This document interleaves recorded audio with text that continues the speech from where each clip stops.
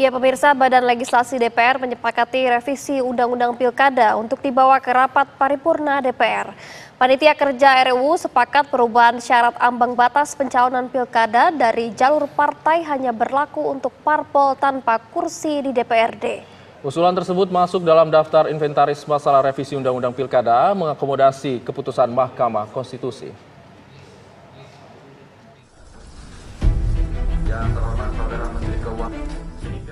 Badan Legislasi DPR menggelar rapat membahas revisi Undang-Undang Pilkada pasca putusan Mahkamah Konstitusi. Salah satu fokus pembahasan soal syarat pengajuan calon kepala daerah oleh partai atau gabungan partai politik. Panitia Kerja RUU sepakat perubahan syarat ambang batas pencalonan pilkada dari jalur partai hanya berlaku untuk partai yang tidak memiliki kursi di DPRD. Menyikapi dari dampak putusan Mahkamah Konstitusi yang baru ditetapkan beberapa waktu. Ini dim baru, Bu. Jadi nanti ini dibantu oleh sekretariat ditampilkan. Kami bacakan satu persatu substansinya. Jadi hanya penyempurnaan redaksi dan kemudian beberapa hal yang penyesuaiannya. Ketentuan pasal 40 diubah sehingga berbunyi sebagai berikut. Titik 2 ayat 1.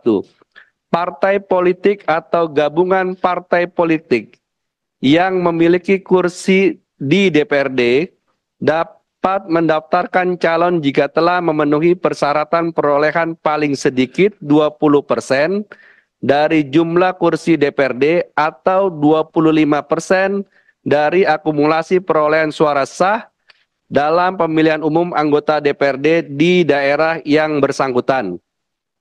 Ayat 2.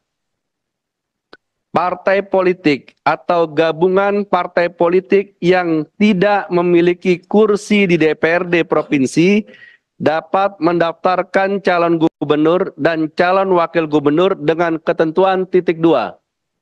Huruf A, provinsi dengan jumlah penduduk yang termuat pada daftar pemilih tetap sampai dengan 2 juta jiwa, partai politik atau gabungan partai politik peserta pemilu harus memperoleh suara sah paling sedikit 10% di provinsi tersebut.